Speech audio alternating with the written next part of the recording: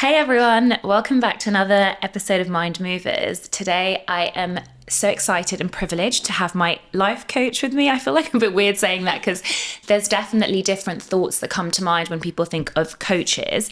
But this is Alex, and I've known Alex since I was about 19 years old. So we went to Leeds University together, and he is a transformative coach and facilitator specializing in self-leadership, relational dynamics, and rites of passage.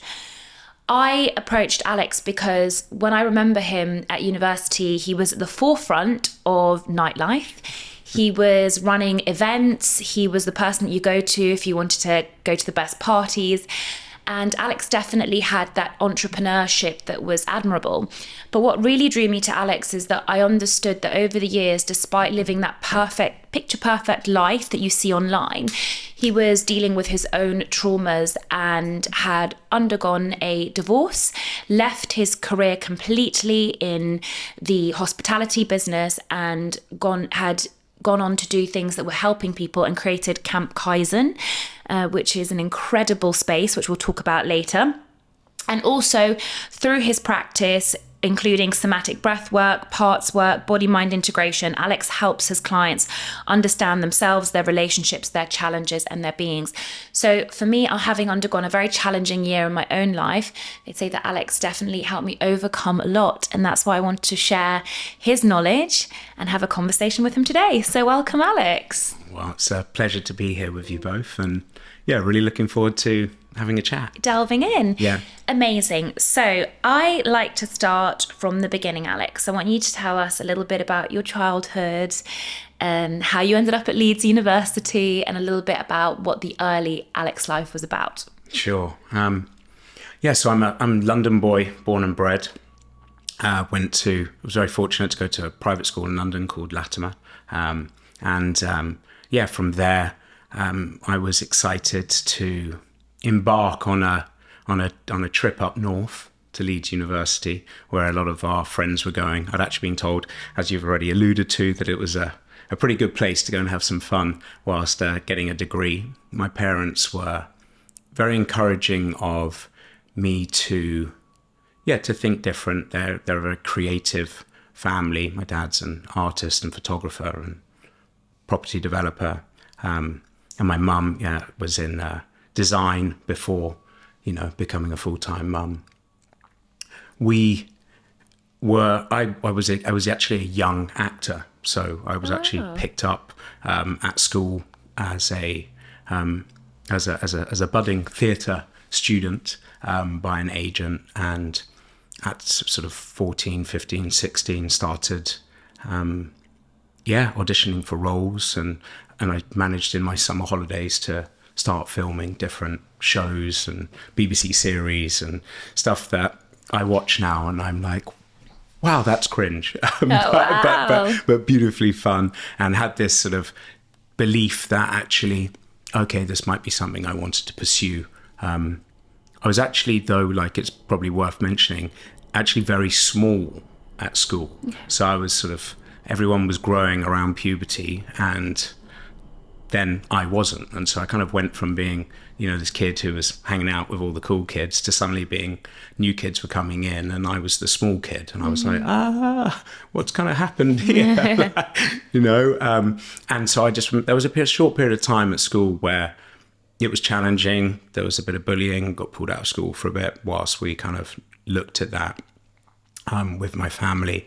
And I just remember then, like this sort of like very, very sort of clear message, which sort of came through, which was that you will never have to worry if you can build and be bigger and like create for yourself. And so there was a sort of like drive in me. I remember when, we were with our fake IDs and we were 16 years old and trying to get into a nightclub, and all my friends got in and I didn't. And I remember at that point going, okay, I've got to find the way to get into these places. And so I kind of like, that was when this sort of entrepreneurial spark started, whilst I was also doing a little bit of acting. So the acting was this sort of imaginal place where I could sort of pretend to be other people or get validation from the audience or in the theatre shows. And then the sort of the twinned role of starting to run guest lists meant that then I was not being questioned about my age or what I looked like, because I was adding value. So I started to learn quite early on how to develop these different sort of, I guess, like what type of clothes that I needed to wear to dress myself up.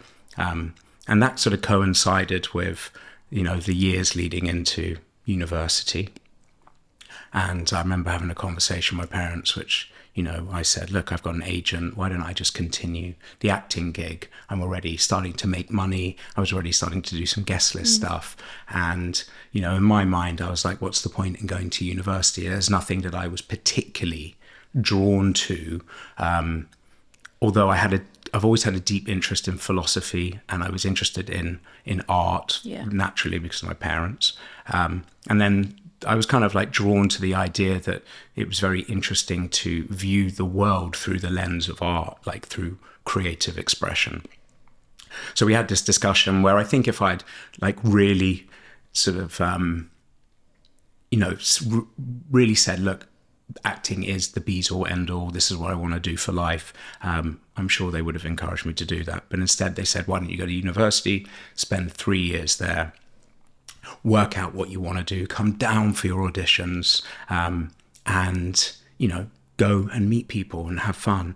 So that was probably where we first met. So why did the acting stop eventually? Because obviously I think when I met you in Leeds, you weren't acting anymore, were you? No, so I was, the first day I arrived at university, I bumped into one of my best friend's older brother, best friend's older brother's friend, who was a club promoter and had this night or these nights that they were running.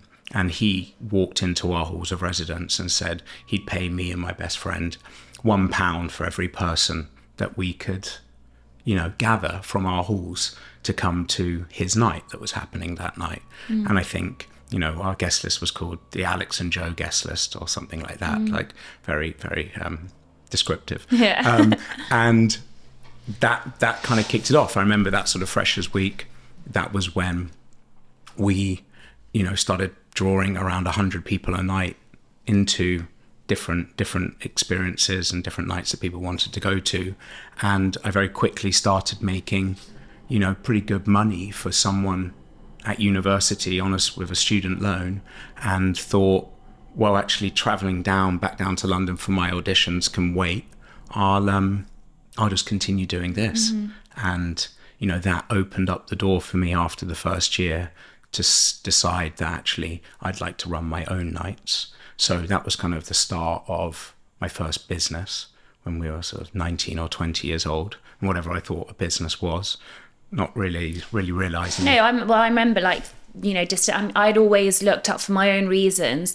Entrepreneurship was something that had always interested me. And I remember thinking specifically that you and the people that were running these nights were displaying that, and there was always some kind of interest to me.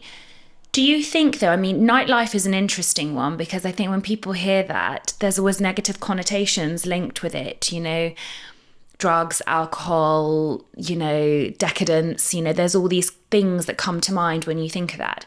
Do you think, initially, obviously what I hear is that your childhood and your experiences of bullying and not feeling big enough in a way wanted you to take up space in another way. So you did that in different ways to feel validated and worthy, and that's why you went into that.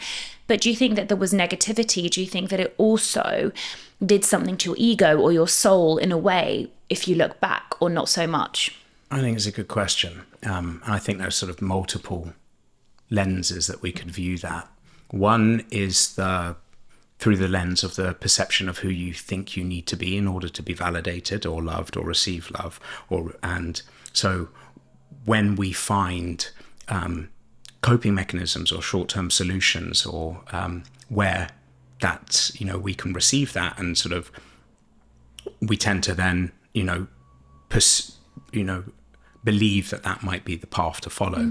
So I think from one of the things that it offered me was I was always drawn to wanting to help people.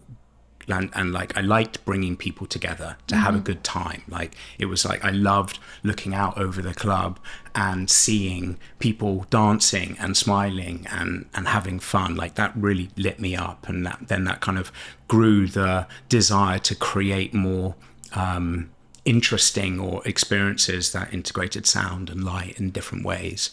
I think there was also like an incredible shadow that kind of emerged as a result of starting to believe that I was in some way important, or I was going to say, I bet you were popular. He was very popular. How big Alex was was the biggest invited to party? everything. How big was the biggest party? Like, how many people? a couple of thousands. Oh, really? Yeah. So, but at the I bet you were popular.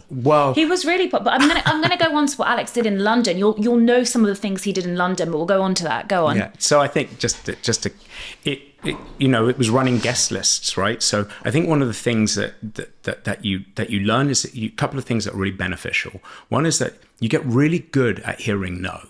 Right. So no, I don't want to come to that. No, you like we were going around and flyering and speaking to people and asking everybody to come along, and you'd be like, hey, how are you doing? So you start to learn how to communicate.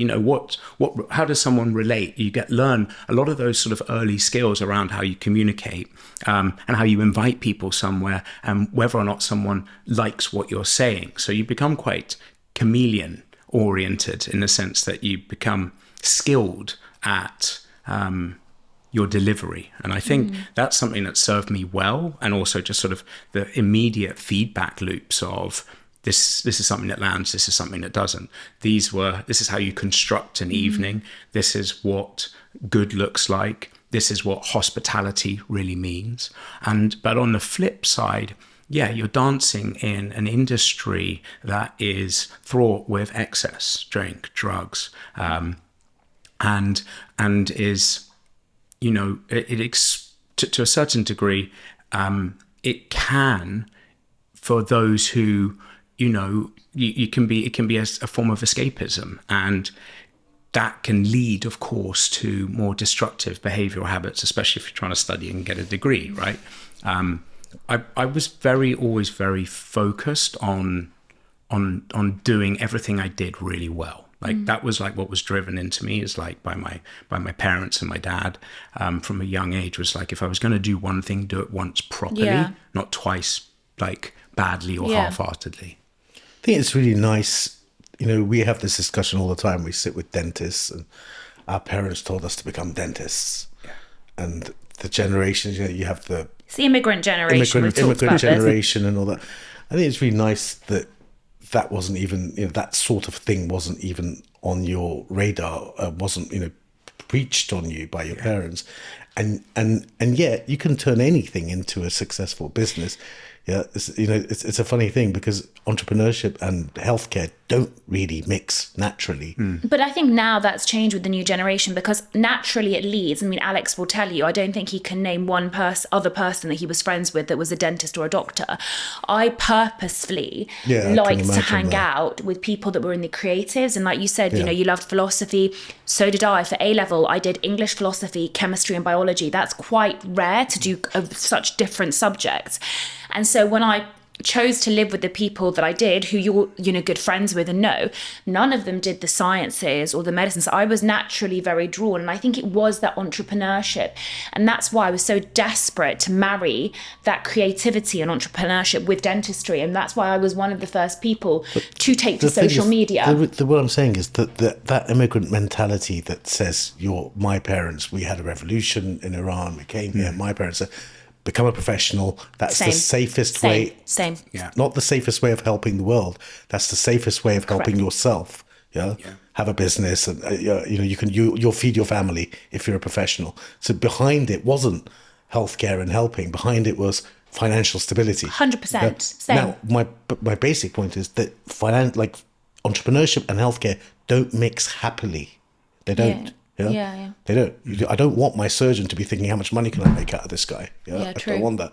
But entrepreneurship and events, nightlife, all the things that Alex has done do mix perfectly. And yet the immigrant doesn't ever say to their kid what Alex's parents said to him like, go do something creative and do it really well. Yeah. You know, it's just one step too far for an immigrant to go to because of the risk of what not being a professional is going to do to you. But you actually I have to just interject because my endodontist, so that's like a specialist within the field of dentistry, he used to run the nights at like Movida and Tantra and stuff like that and do the list. And he used to DJ as well, with Jamie Jones and things. But he was still an endodontist, i.e. he was still a specialist dentist.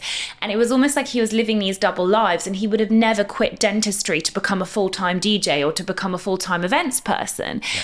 And it's almost like, you know, even if you are drawn, like I loved acting, like you said. So this year I was like, oh, I want to go look at doing improv. But it was never an option in my family to leave dentistry to do acting and that's why within my field, I'm doing podcasting, I do TV, because that's the way I can express myself within my field. Yeah. Safely. It'd be super cool though if your kid could write a screenplay, you know, like instead of becoming a orthopedic surgeon.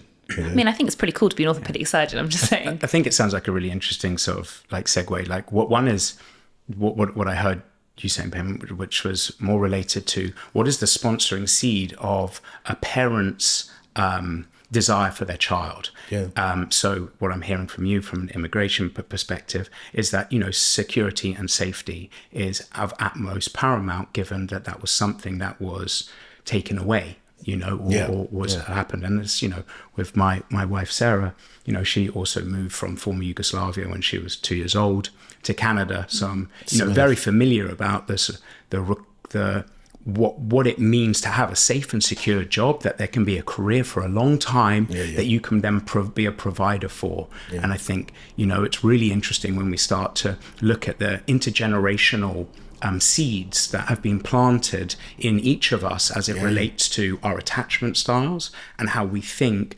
about risk, and let's also think about risk as like entrepreneurship. And from the other side is what I hear you talking a little bit about, which is this sort of following of your curiosity, the opportunity to bridge your industry and entrepreneurship and move the business in a way onto social media, and to have more influence and to create more awareness around the people that are actually within the industry, rather than just this is a service and we don't know anyone apart from they're in white gloves and, you know, behind the glasses. One thing that I want to say, I think that's going to be super helpful, is the majority of dentists and doctors are from immigrant families. And we joke and we say the minority is like white people. You have like, I probably had like 4 white dentists in my year. Like literally everyone else was Middle Eastern, Asian, you know, from backgrounds where they felt sort of pressured by their family. I think to a certain degree, there's not a rebellious streak, but I think the new generation, and maybe you're seeing this with your own kids, want to do things their own way. And that's why you're even seeing doctors and dentists take to TikTok and Instagram in a way that was never done before, and perhaps pursue more of a financial means through those channels. You know, I meet some younger dentists and they're like, I make more from my partnerships on TikTok than I do in practice, you know? And I think, you know, that is changing slightly. But I think what's interesting is that perhaps they don't know, like you said, where it comes from, you know, where their parents like, you have to go down this road. And one of the perhaps good things about social media is that we can say, well, actually, being authentically yourself isn't too much of a problem, and you can build a life and a career from that too. But I might be wrong, because you hang out with the younger dentists more than me.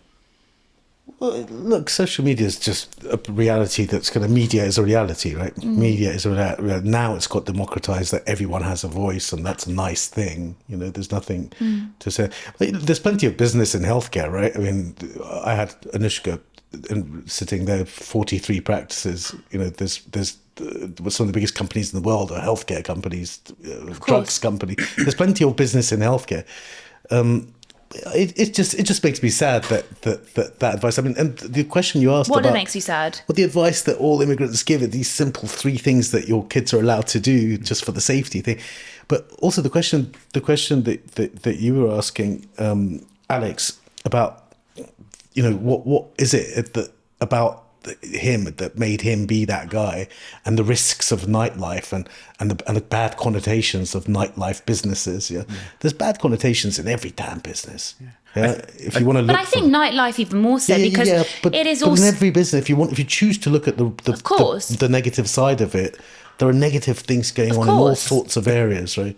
I think I can add to this inquiry from the sense that what one piece that I think is really interesting is the when I talked about the sponsoring seed that is kind of like landed within the individual that blossoms as we grow, right? As a related to what you think you should or need or must do based on what your parents want for you. And that seed, and we've talked about it as this sort of pebble that's the first pebble in the pond that kind of drops, which is this sort of understanding that this sort of or misunderstanding of a young child that I will behave the way I think you want me to in order that you love me. Yeah.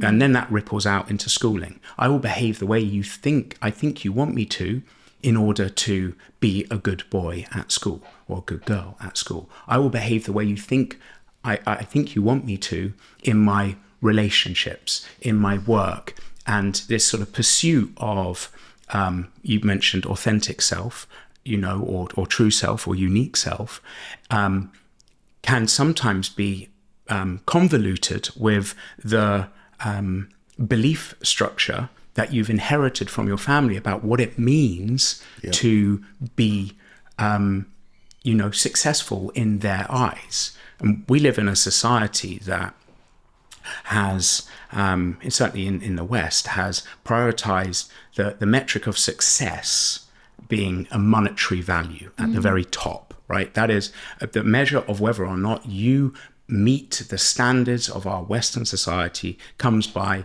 normally this scarce commodity of money, however much, whatever, or influence, or how much productivity you can offer. Now, if we're placing that at the top of our personal pyramid, and this is what kind of I think maybe you were starting to allude to, was no amount of, and it was as I left university and moved into a career in hospitality and started working in marketing for nightclubs and restaurants and hotels, and I rose pretty quickly into Morgan's Hotel Group and was running nightclubs like Mahiki before that, and then Bungalow 8, and that's what I started. But so at 25 years old, I decided, with the young hubris of a man who's obviously, done a huge amount of operational learnings. Of course, I haven't in hospitality. Decided to start my own place, and that place was with 3 other friends called Ping in Earls Court, which is this ping pong. Do you remember it? Pizzeria. No, I'm saying I can't believe I missed it. Yeah, it was really big. Because Bounce, I went to a lot. Yeah, opened at the same time really? as Bounce. We were with West London, and I basically pulled all of my team at the time from, Morgan's Hotel Group, but like Bungalow 8, and we had these incredible, mixologists and barmen. We had incredible pizza chefs and this 7,000 square foot place with DJs every night, and we had a barber in there so you could come and get your hair cut. I mean, it was just this experiential thing. And I remember creating that for the love of creating. Yeah. That was the thing that got me, and I was so thrilled with what we were doing. And we had these cool baseball jackets that all the team would wear, and the merch, and that was when it started to pop for us. And we also developed something at the time called Love Brunch, which was this daytime party event that we ran from 12 till 6. Yeah, I don't remember that. Which then we grew into a 9-year business that I ran with a couple of other partners. Are you saying that you were telling yourself a story about growth and domination that was unhealthy in some way as well? What happened to me is after 10 years of doing, or 8-9 years of doing this, when we built our holding company called GLP Hospitality, where we had at its peak 14 different restaurants and bars, a place called Rum Kitchen. Do you not remember Rum Kitchen? Yeah, it was like the place to be in Notting Hill. Like, I remember it's like everyone wanted to be at Rum Kitchen. And it was fun, and we had celebrities rolling through. David Beckham did his Christmas party. We had Prince Harry there, Harry Styles, all those guys used to come. And, at that time, that would drive more awareness for the business. The business would get busier. We'd open a second one and then a third one. And then we took on private equity, and those guys wanted us to grow quickly. And we were then incubated the business Island Pokey that I used to know. The founder was a family friend. And he came and said, look, come and try this bowl of pokey in our office in Soho. I said, we said, this is amazing. Let's package this up. We turned it from, I think it was called the Hawaiian Fish Co. at the time. And then we rebranded it because we had an in-house design studio. We rebuilt it into something called Island Pokey, raised the capital from a company called White Rabbit, who are an investment firm, and then set out to grow that. And by the time that I exited that, we were at 8 sites, and now I think there are 30. We also opened a place called Foley's, and Foley's we won a Michelin bib for, and then a place called Paso. Now, I think to bring all this back to the original question was, I remember walking into the opening of Paso and feeling like an imposter in my own business. And I had pegged so much at this opening that it was going to make me feel whole. And for whatever reason or not, and I can even feel like the emotions coming, that was when I really had to look at myself in the mirror and going you're trying to live someone else's life. And what I recognized then was that nothing was ever going to be enough when I was looking externally outside of myself to fill the void that I felt within. And it didn't matter how much money we made or whether or not we had money or didn't have money. It didn't matter, how many restaurants we had or how many reviews that came in. Well, I got to a point where I basically burnt out because we were running a company that 250 employees, and at the same time my relationship with my ex we were having some challenging times and as newlyweds, and she just was starting her own healing journey from a more challenging childhood experiences. And I remember this moment walking my dog around the block, and just walking the dog around and around the block, just going, my life has to be mean for more than this. There has to be more to my life than feeling the way that I do at the moment. And I think that's what part of this was coming, because in a sense of the pain that I was feeling within, and the speed at which we were building and growing and running. And when you sometimes look back at WhatsApps and you find conversations that you're having from 8 years ago, and I was just looking at how many moving parts we had, and different investors and different ventures, and we had new pipelines of 10 new businesses that were going, but we were also we had companies that were, Peter was paying Paul. And so, management structure was, becoming a little bit shaky as we'd started to grow, because, we're 31 years old, and, we didn't have the support, and we didn't know how to ask for help. That's the real crutch here, was mental health in the way that we're having this conversation now wasn't there. I started seeking out secret seminars when I was 28 and started going to different spiritual talks to, make sense of what was going on, and how could I make sense of my relationship, and also why am I so triggered by this person, or, why is my body responding in a certain way? And I just remember the more destructive pathways there are to find ways to self-soothe, right? So that would be drink or recreational drugs or partying. So if you've got 14 sites and you can drink and eat for free in every one of those, it is super easy to distract yourself. But whatever happens, I would still wake up with a pit in my stomach that then I would busy myself to relieve. And after a while, that got to a point where there was this sort of very clear moment where I recognized that everything had to change. Did it happen? I mean, obviously we've talked about this at length, and this is one of the big reasons why I chose you as a coach. You know, I said you walked the walk. So essentially on the outside, you had everything, you know, the perfect relationship, the perfect partner, the perfect business, etc. And everything was building up. But I remember you telling me that one day you walked in, you just, I don't want to say threw it away, but you were like, something needs to change. And it was almost like in a day, everything changed. So tell us about that. Yeah, it was weird. That just popped a memory where, you know, I think it was the same sort of like month or two where, you know, me and my business partner, Johnny, were, you know, we got the sort of like 1,000 most influential people in London next to Nick Jones and all this, you know, all these sort of heroes of ours. And I just remember, this sort of this feeling that this was like a really important moment for me to, like, everything that I thought that I knew and everything that I thought would make me happy. And I just remember having this like burning question that like landed with me. It was like, what is success? What does it mean to feel fulfilled? And the moment I asked that question, I went to an event, like a friend's experience or event that night, and I got introduced to a friend who was just starting to date this chap called Stuart Salmon, who owns a company called BreathPod now. He'd just been sort of trained as a breath teacher, breath coach, and he said, "Hey, I'm hosting this event.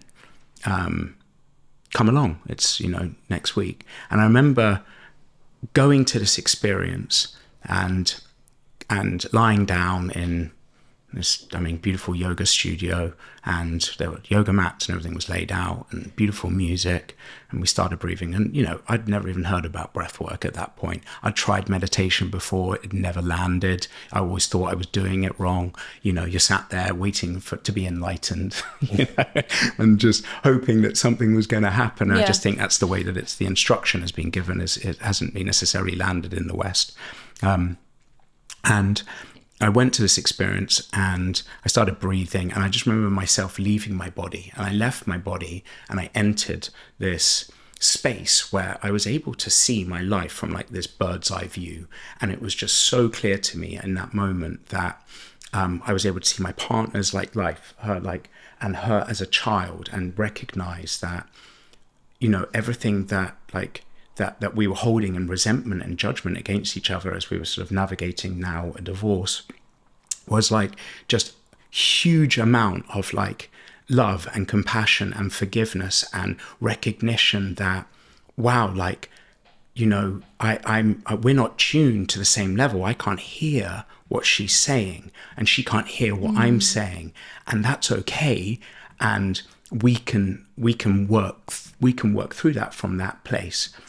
And at the same time, I was sort of had this sort of like clear moment where I, you know, could see my life in a different way, where I looked happy and was, you know, just kind of free and didn't have the expectations or the pressure. I felt like the man who was holding Atlas for like the majority of my early 20s and majority of my 20s and early 30s.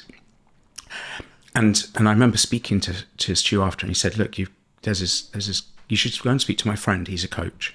And I said, "Okay, cool. A coach sounds great." So at this point, were you still working for the businesses, or had you quit? No. So I was still in the business, and I was navigating what I was going to do. But we were just starting. I was just starting to kind of like have that question with my partners about stepping down at a point when, on the surface, we were absolutely booming. Like everything was, if we'd continued in that vein, you know, who knows what, you know, where it could have. How did they feel about you presenting, stepping down? It was hard. There was also a couple of things, like the way that our corporate structure was set up. You know, I was able to, you know, I'd released the operational control anyway at that point from Rum Kitchen. So we had brought in a managing director. So all these kind of things that we were kind of doing enabled me to make this move a little easier. Island Pokey was pretty set up then. James was running it. An operational team were moving through. And after the 2 years, they left our sort of incubator office. And we had Foley's and Paso and, you know, the events business and our sort of marketing agency and graphic design agency. I remember speaking with Johnny at the time, you know, and this was like I was separating from him, who I'd worked with for 10 years, and separating from my wife in the same, basically the week. And I just said, I can't do this anymore. I just can't. And I felt broken, and I was just like, I can't continue operating in this way because it's going to kill me. And that's generally how I felt. But when you look back on that now, do you see that as, I mean, I'm sure it's a combination of things you see it as, but do you see that as you were going down the wrong line, or do you just see that as your execution was short-sighted? You weren't looking after yourself as you could have taken maybe a day off a week and solved that problem, or do you actually think you were going down an incorrect path? It wasn't an incorrect path, right? It was that I had completed what I had set out to achieve. Like I talk So about. it wasn't just burnout, mental pressure burnout. It was just I knew it was enough. I knew that I knew nothing more in this external world of creating for success, for external validation, for financial remuneration was going to hold me. I knew at that time it was this like inner soul calling back to alignment. And I started working with a coach, and I remember this incredible question because it changed my life. He said, you know, imagine yourself looking back 1 year from now. So what are we, the 20? So I can't remember what the date is. Call it 12th of December. 12th of December, whatever day this comes out. 12th of December, looking back 1 year from now. So 12th December 2025. Looking back 1 year from now, what must have happened for you to feel thrilled at your progress? And I just sat with it. And I remember that the answers just came so clearly. And I was like, it was so clear to me that relieving myself of the responsibilities of running this company, the pressure of 365 days worth of revenue stats rolling in every night. Like that was before I went to bed, I'd wait for every single restaurant or bar or, you know, thing to come in.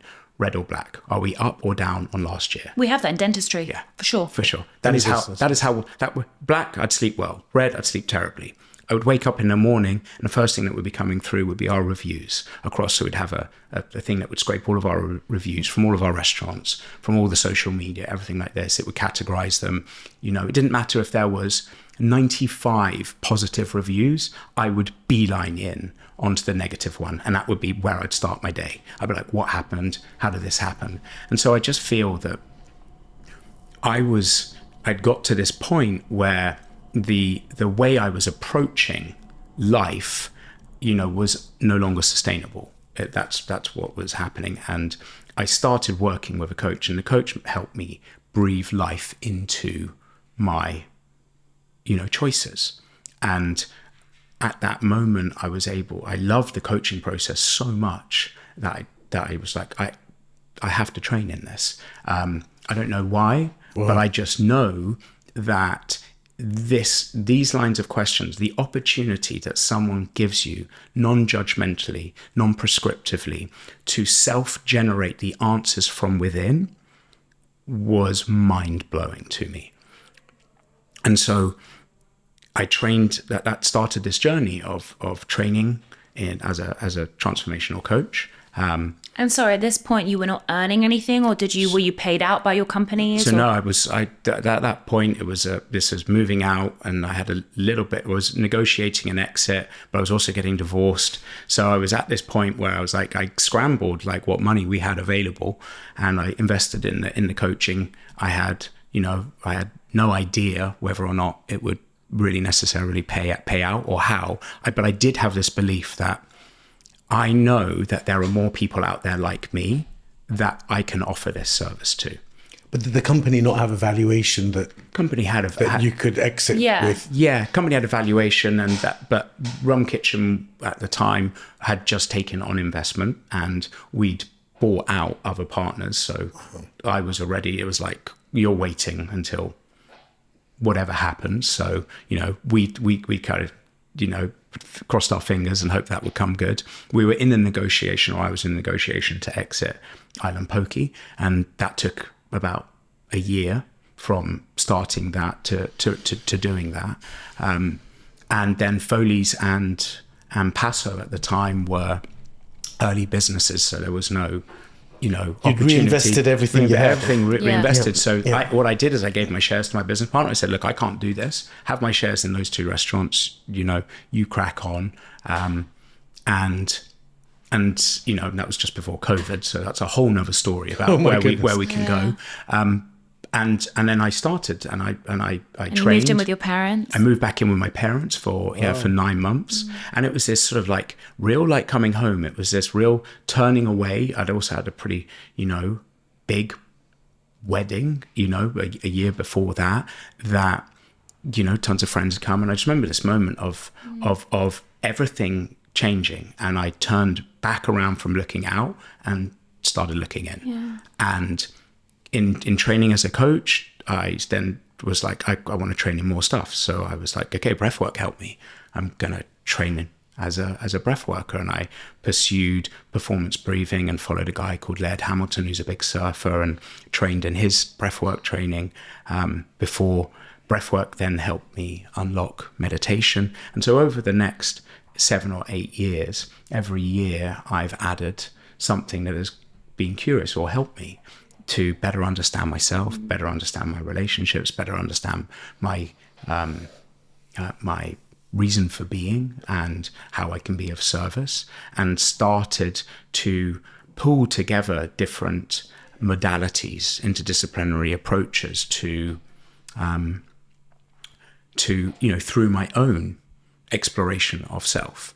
And that kind of bosomed out into also studying a lot of ancient wisdom and indigenous wisdom and working with plant medicine. And then I trained as a psychedelic assisted practitioner for a year and worked with a lot of different plant medicines to better understand how our reconnection to nature. I have a question though. Sure. Did you go through any moments of real darkness during this time? So you turned your back on the business, your marriage came to an end, you moved back in with your parents, or do you think that somehow you, I don't want to say distracted yourself, but you were on this path where the calling was so strong that you didn't feel the heaviness and the pain, and the tools that you were learning helped you through that period? Because most people would go into a dark hole for a period of time, whether you want to call that depression or, like you said, embark on some sort of self-soothing distraction mechanism. So I think like I can speak to a couple of things there. Like, there was the funny enough, I think the darkest times were before I quit. That was the quitting was relief. Was the relief. And I think like the most important thing that we can have in this type of journey, and our own journey, is to recognize we're on a journey, and that life is the greatest adventure that you forgot to invite yourself on. And there is an opportunity to be hopeful. Now, it's easy to say when you're not in the basement, where everything is caving in on you. What became helpful for me was a daily practice, so I learned how to use my breath to return to my own inner compass. I was very clear that in my mind that this wasn't something that I wasn't going to give up on life. Like this was the threshold that it was calling me to cross in order to grow into or allow myself to like really, really express myself as to who I truly am and what gifts I have to offer to this world. What are you struggling with at the moment? I'm struggling with the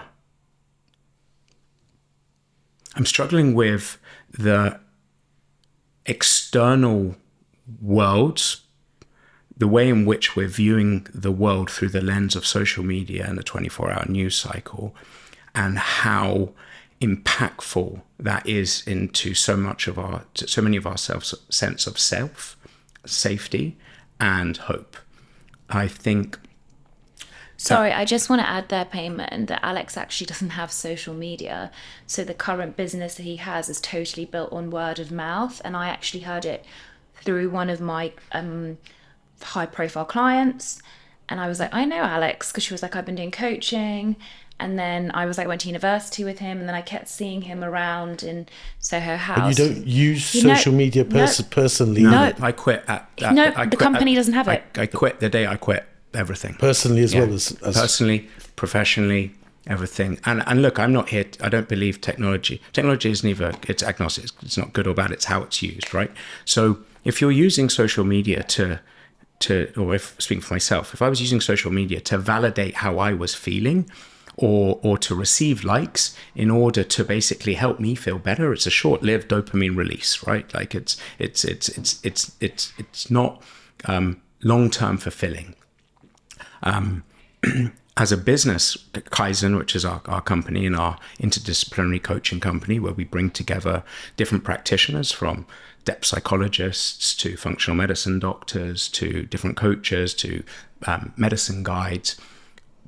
What we recognized was that actually trying to tell people about our business, which is, one format of doing it via the lens of social media and claim-based outcomes about, your 7 steps to living your best life. Like for me personally, never felt congruent with my own journey. What has felt congruent was allowing people's experience working with us to do the marketing for that ever we needed. So for the last 7 years, the company that we've built has relied entirely on word of mouth marketing and some email marketing around the community that we've built. That's not to say we'll never not use social media, but I don't think we'll ever use it as a sales mechanic. And we will use it when I personally and my business partner feel personally like we have the right frequency of the message to share. And so when you ask me what am I challenged with at the moment, it is the sharing of the right information at the right time for the right person to be able to hear it. And that's the problem, because social media is so based on clickbait, right? We had this conversation a couple of weeks ago, like even some dentists get really triggered because they'll see other dentists, make a claim that's not that big a deal, but turn it into this huge deal because it's clickbait. Does that make sense? And there is that problem that goes on. Like sometimes I also find myself having to do like polarizing content because I know it's going to do better for my like algorithm. If you But you don't have to use it in any particular way. I mean, that's the nice thing about it that you. Yeah, but if you want to do well on social media, you have to go. You don't. I mean, for instance, Alex is not saying he wants to do well on social media. He's saying. But if you want to bring business, which is my goal. Yeah. And if he does eventually want to bring business through social media, you do have to pivot in that direction. Hear me out. For instance, I used to obsess on the download numbers of the podcast. Really? I haven't looked for the last 6 months. Really? I've not looked. I don't care anymore. Yeah, and I reckon it's higher. Probably. Not that I was making any changes based on the numbers, because it's not as easy in a podcast. But also, you're not relying on the podcast to bring you income. The podcast is something, but people that rely on social media to bring them brand partnerships, or if they get paid per download on YouTube. In any event, let's imagine he wants to use social media as his main marketing engine. The nature of the way that he would use it would be in line with Kaizen. Yeah. And that wouldn't be clickbait. And of course, so it's like, what is the the use of the technology and what is, if you want a closed loop return, which always terrified me a little bit, because when I brought on private equity into our business, we used to create into the hospitality business, we used to, create incredible experiences. We used to do events for Rum Kitchen, like at the carnival. You would do things that didn't have a clear closed loop marketing ROI, return. But when we took on private equity, these guys, they were, wanted to cut those things out, which was actually, the brand partnership stuff that you did. You didn't have the tools then to necessarily close the loop. Do you kind of regret bringing in private equity? Because a lot of dentists grapple with this. They have maybe two practices. Totally. And then they're thinking, should they be 30 practices? Massively, and... So do you think you would have carried on more organically without it? It was at that time, we were going through, a casual dining boom, and you've got multiple partners, and you've taken money from friends and family, and you're hopeful that you can return some of that money and the trust and the hope that they gave you. And in doing so, you have this, the world is presented in a way that you will become happy once you have more money, and once you have a house and a second house, and you can send your kids to X, Y, and Z, or do however it is, or in some variation of that. And so I think, like, there's a great quote, which I'm sure you've heard before, but like, comparison is the thief of joy. Of course. And the reason that I came off social media was because I recognized that I was losing my sense of self. Like, I wasn't able to create from that place that I needed to, that I wanted to, because I was looking at what the next restaurateur was doing in LA and going, I tell you what, we should do a version of that. Like, what is actually like coming through me, what is asking to be created, actually, like, there's this, when Rick Rubin talks about it, that there are, there are ideas like in the universal cosmic, sort of sky above us, let's call it, that when we tune to that frequency, we can receive information. So meditation, breath work, these are opportunities for me to actually like align myself with what is being either, what is within me that wants to be birthed, or what can I receive from that is asking to be created. And that's really what I help people do now, which is asking people very clearly, like, what is your heart longing for? Because the head will tell you a ton of other things, right? Of what I think when you hear yourself saying, I should, I need, I must, that is when we have subordinated to societal ideologies about what we think we should be doing. Yeah. Right? So you talked about depression before. Depression, the best description that one of our depth psychologists, termed it, which I thought was amazing, or at least gave a good descriptor, was the comparison of your current reality to the fantasy of the life that you think you should be living. Love that. Yeah. I was like, wow. Okay. If that is the descriptor, well, social media is a pretty good, when used in that way, well, you can trace back a lot of our own current societal problems, to the way in which we believe that we should, need, or must act in order to be happy, successful, loved, or valued. I've got a question for you. Do you think that since you embarked on your own professional journey and where you are now, do you ever get depression? I don't label I don't pathologize my experiences as depression or as anxiety. The way that I have come to understand myself is through different lenses of understanding how my psyche works. So one in particular that I find very helpful, that I'm also trained in, is internal family systems. Yeah, which we've done a lot of. We've done a lot of, right? So what is it? So yeah, explain to the audience. Internal family systems is developed by a beautiful, psychotherapist and psychologist called Dick Schwartz.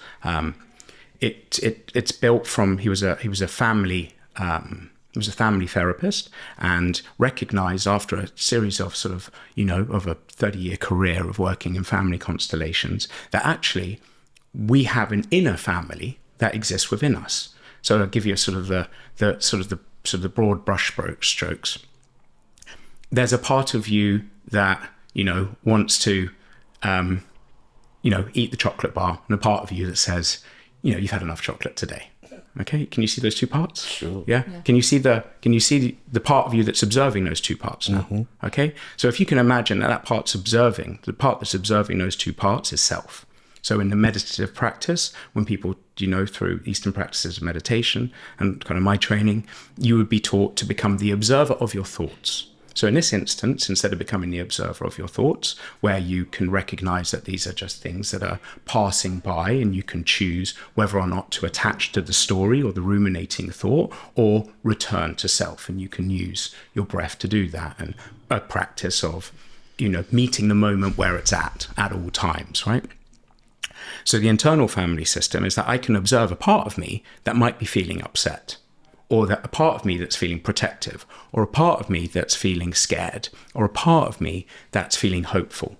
And so rather than allow myself to become the story or the experience, which I think so many of us get caught with, where you drop and drop into that space of darkness, we have different practices that are able to help us create maps for the psyche that can help us create some space in between stimulus and response. As Viktor Frankl would say, is a space. And in that space is our power to choose how we respond.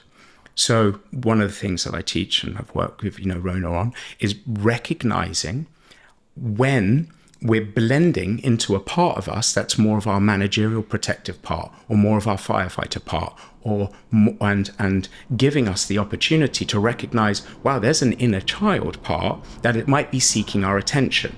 Now, that inner child part, when it's being neglected or when it's being ignored, is more likely to start to, will try and get your attention. Act out. If we're sat around a family table right now and the little one of your children is asking for your attention and you continue to ignore it and cross the door to the table, what's it going to do?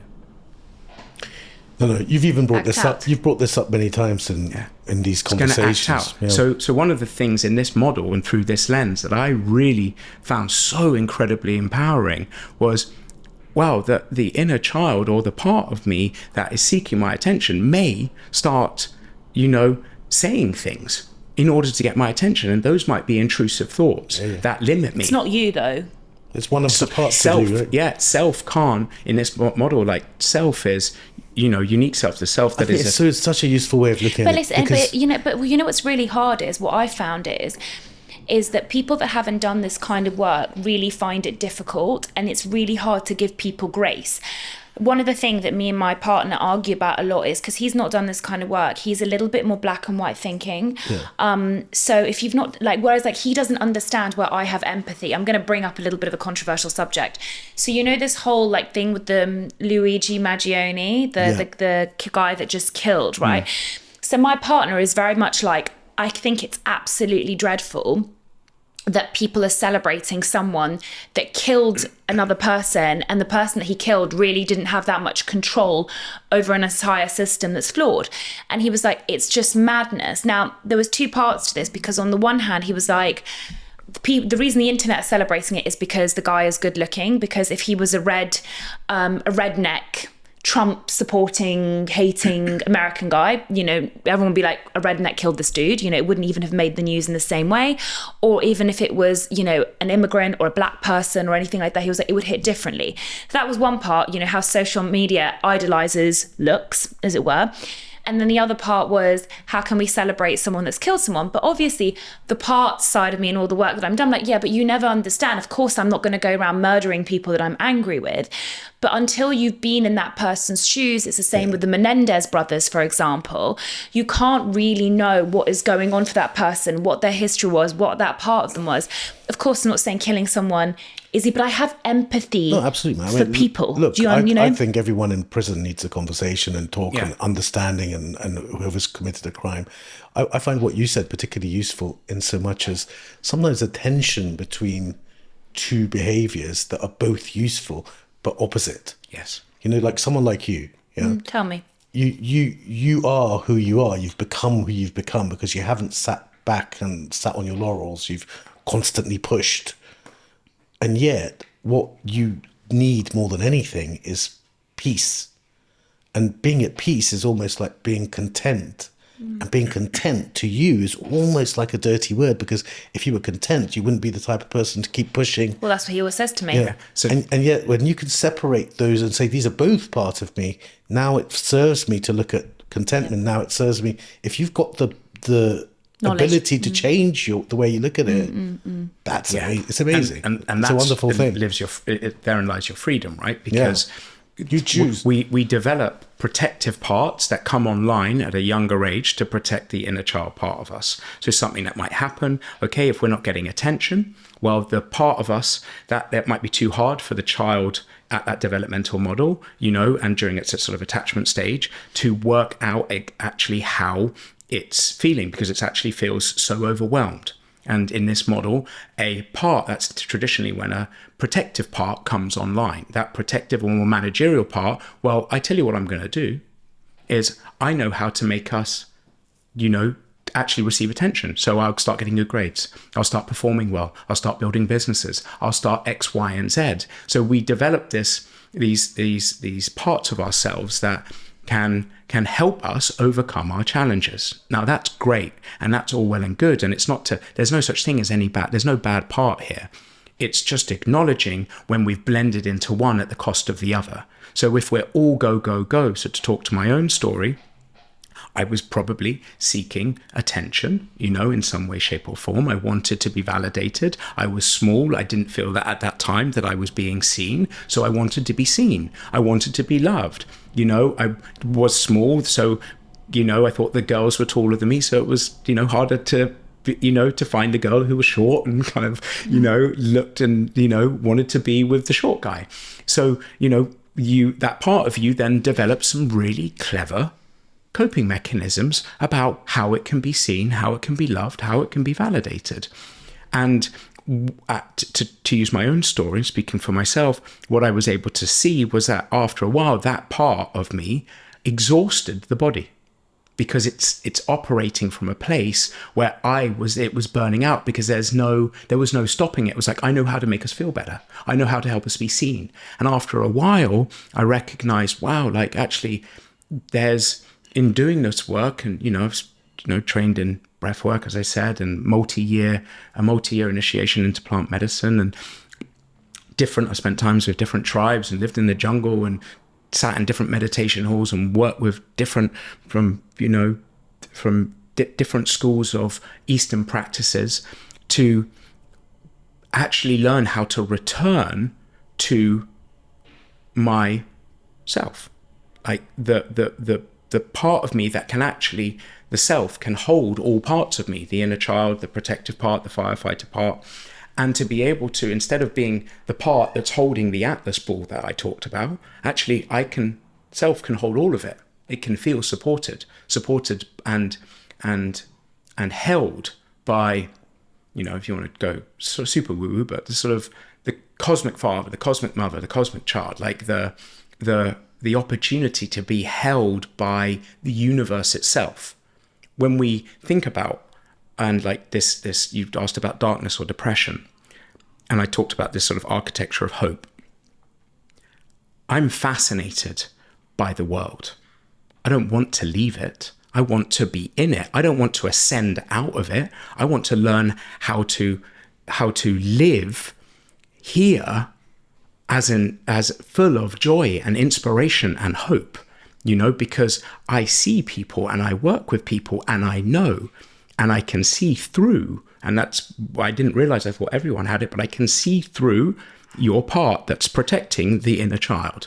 I can see that child that seeks to be heard, loved, to be held, to be told it's going to be okay, to be told it's safe. That's empathy, though. That is empathy.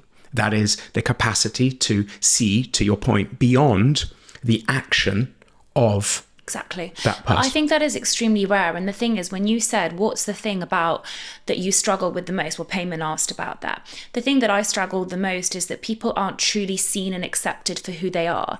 And it's so funny because when you enter the realm of healing and when you go delve into this more, and now you've heard so many of our speakers, empathy is something that isn't present in a lot of people. The judgment, even think about it in dentistry, right? The GDC, the governing bodies, you know, like, shame on you, your action was bad. There is never, like, society is not built on understanding people. Society is built on this, like, capitalist punishment. And I don't, listen, like, I'm not this... And yet it's in everyone, you know? Exactly. And his role in getting it out of everyone. Yeah. It's a nice thing. And also, just like Marshall Rosenberg, another incredible psychotherapist and author of Nonviolent Communication, you said this statement, which we've shared before. This quote: "Every projection and judgment is a tragic expression of an unloved need." Now, that every projection and judgment is a tragic expression of an unloved need. So the judgment that we see in others is actually a response to some tenderness inside us. Debt, Yeah? That unloved need. So if you think about the unloved need, well, that is the need of the inner child, who now sees something happening that he's been or she's been told or wasn't able to do or feel as a child. Then when they see it in the external world, it is perceived as a judgment, as something that we want to remove or tell you off. Now, we live in a more left hemispheric orientated society. It's more logical, rational, organizing, practical. This is how things are. These are the rules. We live in Britain. You know, this is the hierarchy of how things should, need, or must be done. The right hemisphere is more intuitive. It's more, accessing of the more feminine archetype within us. It's more accessing of wisdom and inner knowledge and inner knowing. Now, the work is that the opportunity here is that everyone has access to all of themselves, right? It's just so many of us have built walls around our hearts for good reason, to protect ourselves, right? To self-defend, and to know and to see that every single person on this planet, our job on this planet, through speaking for myself, is to take care of every single human being, every single plant, every single tree, every single, bird in the sky and fish in the sea, in a sense that when we fall back in love with ourselves, and we will fall back in love with nature. There's a lot of tired activists. We fall back in love with nature. By dint of that, we'll fall back in love with ourselves. We can't not, because it's the relationship, and the relationship that exists in all of us and in life is to deeply reconnect to that which is most meaningful, which is ourself. And where you can find it, that's the beauty, is that there are so many different pathways. There are so many great... Do you think the information itself can be enough, or do you think it has to go hand in hand with something like breathwork or with plant medicine? Let's talk a little bit about the plant medicine. Yeah, so... two things. So I love a quote by Lao Tzu, said, "In the pursuit of knowledge, man adds one thing every day. And in the pursuit of wisdom, he subtracts one thing every day." And so to that context, like, information isn't embodied. Information is through the mind, so it's not enough to know the knowledge. You have to embody the wisdom. So we have to be able to connect to our bodies, connect to our heart, to understand how to live in a way that is more aligned with our true nature. The challenge that we're faced with is, like, now we've got pop psychology, we've got bite-sized pieces of information. Everyone is now an expert on trauma. Like, we all we're able to talk in a way that kind of we understand it. But do you really understand it? Yeah. Do you really know what it feels like to be at the bottom of the pit where everything in your life feels like ash gray? Like, and yes, you asked me before, there have been times where I have been there. But do I have to have been there? Can't you? Yes, you don't. And thank God you haven't, right? And the reason for being it is, like, there's another quote I like, and I'm sorry to give you tons of quotes, but, Rumi said, like, don't take advice from someone who hasn't left home. That's why I chose Alex. Yeah, like, cool. Like, find people, if you're struggling with something, there are tons of people out there. The hardest thing is that we don't know how to ask for help. That's what I'm so grateful for, because I'm not making social media wrong here. I'm just noticing, like, and it's offering people such vantage points now to like what to explore, and things like what you're doing with podcasts as such allow people to have more long form conversations. I'm so grateful for it, because there is the most fun thing is that I've noticed is that follow your curiosity, right? Your hardships, your challenges, like from a sort of Stoic perspective, challenge, it challenges it's what's in your way, it's on your way. It's recognizing that in this culture, and I can talk now to Camp Kaizen, which is our retreats, offering, introduces the idea of rites of passage for the modern world. Now, in ancient and original and indigenous cultures, rites of passage were woven into the fabric of society. There were demarcations from maid to maiden to mother to grandmother to sage to no one. There was demarcations for men who would go from boy to adolescent to man to sage to no one. These demarcations would be met by initiatory practices, whether or not that's plant medicine, whether or not it's a vision quest out in nature, whether or not it's fasting or meditative practices. They recognized in original cultures that in order for, let's call a boy in this context, that a boy would leave the bosom of his community and his home and would leave to go out for the first kill or blood, in order to make that transition to manhood or adolescent, whichever place we're speaking to. The mothers would know that some of those boys wouldn't return, but they would recognize that in going through that experience, the boy would be brought to his knees to recognize what he was actually capable of without the support of the environment that he'd grown up in. He'd be forged. He'd be forged, yes. Now, in the West, we've lost access to these practices. So, but willed or unwilled, the soul requires initiation. Okay? So when you're talking about these moments in time, this now in the West presences us more on the back foot. In the indigenous and original cultures, it was met on the front foot. In the West, we meet it on the back foot. Mental health challenges, chronic health challenges, addiction, the loss of a loved one, burnout, divorce, addiction. The way that I perceive these things, and through this lens of rites of passage and soul work, is that we meet these initiatory experiences, but we don't have a cultural container that can help us make sense of them. So when we think, actually, oh my God, that person is like, using drink and drugs to, numb his feelings. Actually, it's a very clear indication for me that he is vibrating or she is vibrating out of alignment with his true or her true nature and is ready to step into the next chapter of their initiatory, through an initiatory process into becoming.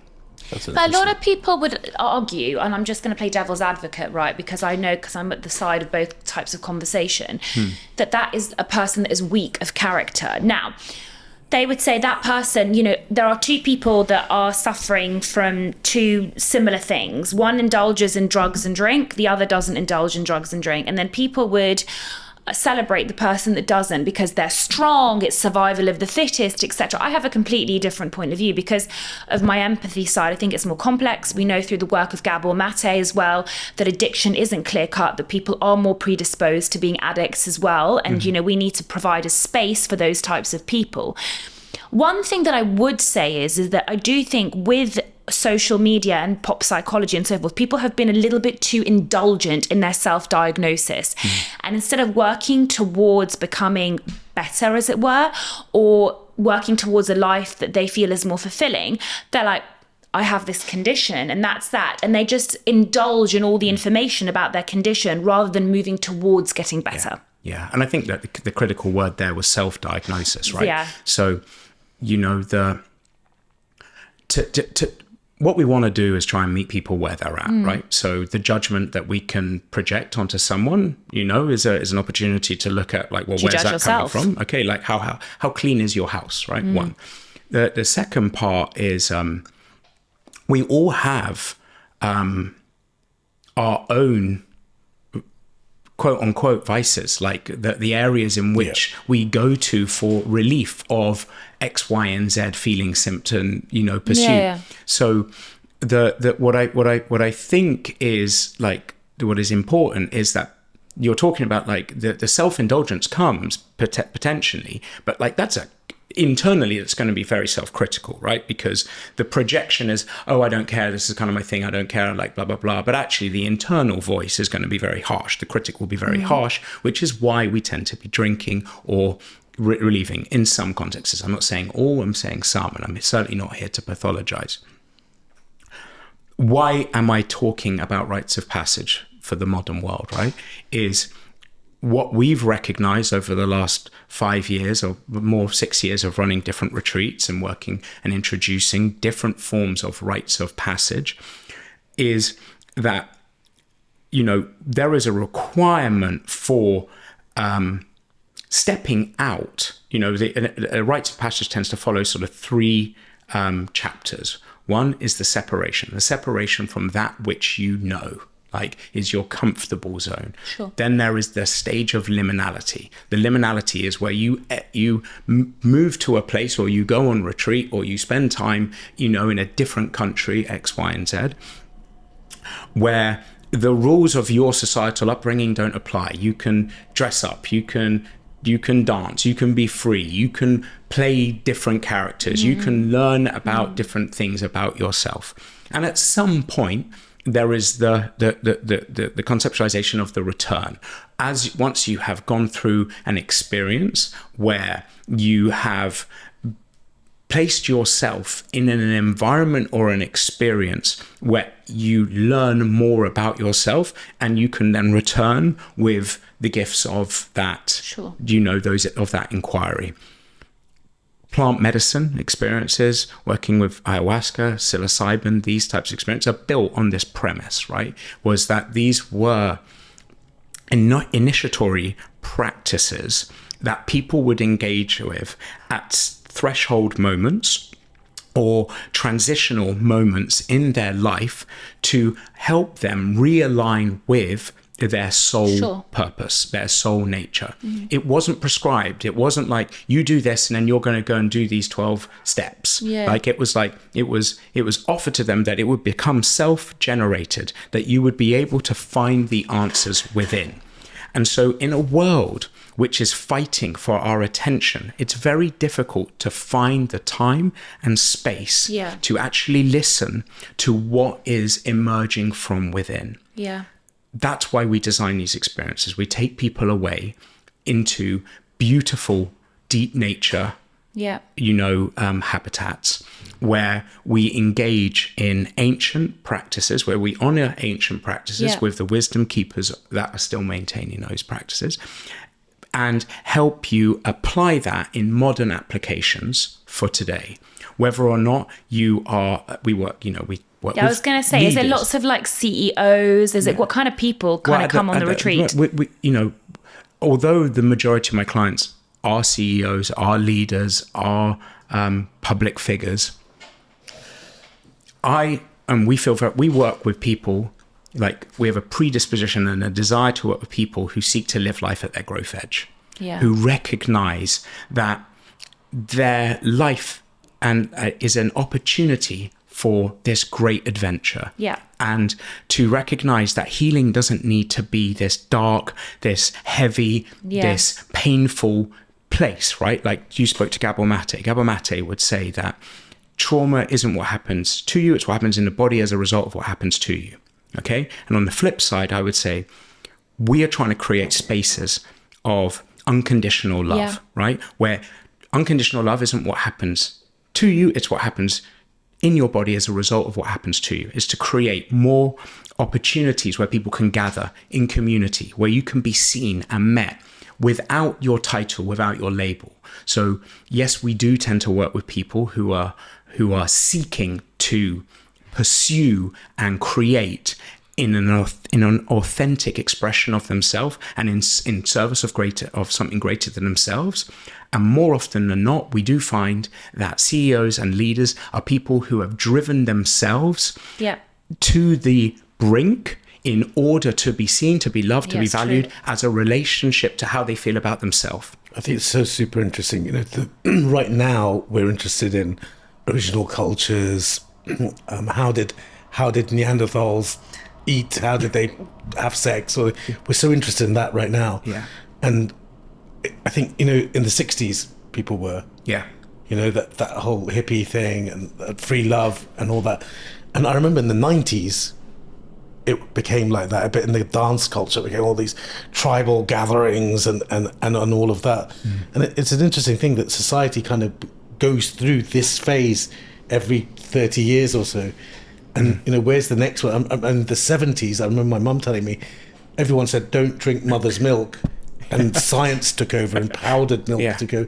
And here we are with AI now, and where the next decade's going to go, it's going to be very interesting. It's going to be wild. Like, it's not by mistake that you're into this. I mean, my friend, the McKinsey bro, went to Peru and did ayahuasca. You know, like it's become a it's become a It's a thing. whole that movement. society- It's a whole movement. It's a movement that needs to, and this is the thing, like requires the right safeguarding, the right preparation, the right integration, because these experiences can be very bewildering. They can be very opening, and you have to be.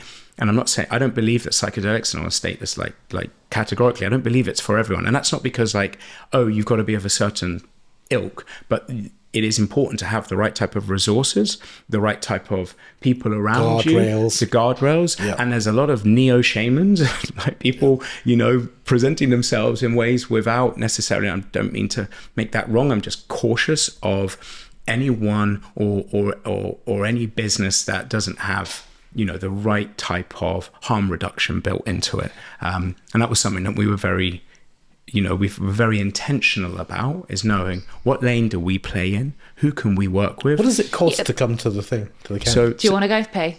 So it starts from 2,250, and that is for the 5-day retreat, and then there's 2 weeks of preparation and 2 weeks of integration afterwards. Super and then reasonable. We have a community support called the Unwind Club, which is an online and offline group that continues to meet every Monday. There's no ayahuasca in that. No. That's it. It's an online breathwork and meditation journey for He our wants kind of the community. ayahuasca. No, I didn't say that. And the retreat in April, so April 9th to 13th, and we've got another one in August. That's where we work with psilocybin, and we integrate psilocybin and breathwork into that ceremony. So one thing I want to say to you is, because this is something that a lot of people ask me, and you know, we haven't got a long time, but I think this is an important point to address for people that say that anyone that really wants to help people in the way that you have should have a psychotherapy degree. Now, I want to kind of address the elephant in the room, because sometimes I get asked that by psychotherapists that I know, or friend psychotherapists, because they're like, it can be so dangerous treating clients with all these plethora of issues and traumas if you're not a trained psychotherapist. And obviously I have a therapist and I have you, so I don't really fall into that camp anyway. But what would be your response to that? So look, I think it's a beautiful question, right? And I think there are a lot of, you know, part of our team are incredible psychotherapists and depth psychologists. So we naturally are fascinated with the mind. Modern psychotherapy was developed in the 1950s, just to give you some context of like how long we're actually talking about practice that's been around for 70 years with new and evolved therapies and developing. Psychotherapy traditionally divorces the mind from the body, divorces matter from spirit. I think there are alternative pathways, but it's super important that the person who you're working with, you feel comfortable as it relates to your attachment style around safety and how you feel heard. I find that people who are very strongly opinionated about something often have their own judgment and self-critique of themselves. So it's a projection once again. The person who needs to basically clarify why you should or shouldn't work with someone, there's a beautiful mirror for them to also look for themselves. And short of that, I don't think it needs to be one or the other, right? I personally feel that healing and growth and the opportunities for magic and understanding what's available in this world. There are more traditional, more allopathic models. One of the challenges I find is when symptoms are diagnosed and then treated by things like, but with some medicines that actually don't help you get to the root cause of the problem. So the approach that I take is, we look at the holistic person as a whole. We look at mental, physical, relational, and spiritual domains. We work with people. So with our team, we will have an onboarding with us, and based on based on that onboarding and what you're more drawn to, you might start with one of our psychotherapists and then move to one of our coaches, or move to one of our medicine workers, or move to one of our guides. I think the thing that I come back to, which is probably the important piece, is, for me, the people that I've worked with and I've been fortunate to work with some very wise and very, wise teachers and elders in this space. And personally, I like to work with people who've left home. Yeah, I would agree with that. And I think really the answer is that you're doing it responsibly. I think that it's important to do your due diligence. There are coaches online. I have been stung by a coach before. And I think that working with Alex, you're very responsible. You only take on certain clients. You make sure that you adhere to a program for a certain amount of time. You refer. And I think that's the message that I give to people. There are good therapists, there are bad therapists, there are good coaches, there are bad coaches. And I think the multidisciplinary approach with Kaizen is what's definitely helped me. Why are you laughing at me?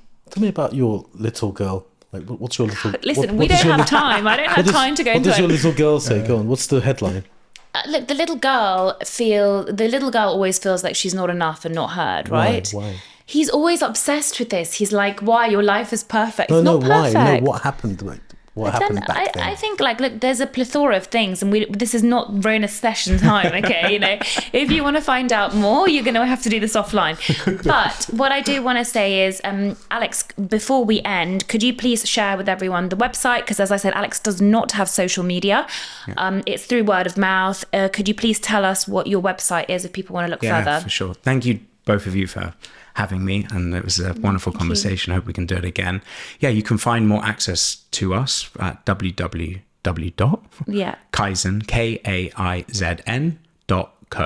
That's www.Kaizen.co, and that's not with an E. Okay, I love that so much. Yeah. Do you have a final question for Alex, as in like one of the profound ones that you ask? No, I just wanted to know he wants to know more about why the little girl is not enough. Like, that would be nice after 38 episodes. Okay, do you want to end with that after 38 episodes? He says he wants to know why. Go on, I don't mind telling the dental world. Yeah. Why does the little Rhona not feel enough? Beautiful. Oh, you want me to ask? Yeah, you know me, Alex, now. In one line. It's not that she doesn't feel that she's. It's not that she doesn't feel that she's not enough. It's that you're not spending enough time with her. Okay. She's disconnected from her. Yeah. So the opportunity here is to find and steal those quiet moments for yourself. Yeah. To ask her what she would like to do. Instead of shutting her up. Instead of shutting her up or pushing her away or telling her that she's too busy. Yeah. And we have an opportunity to reparent ourselves, and healing begins by reclaiming the parts of us that we have either pushed away or suppressed, and we can walk them home by just bringing them into our awareness. Yeah, I love that. Thank you so much, Alex. What a great conversation. Beautiful. Thank you so much. Take care. Thank you.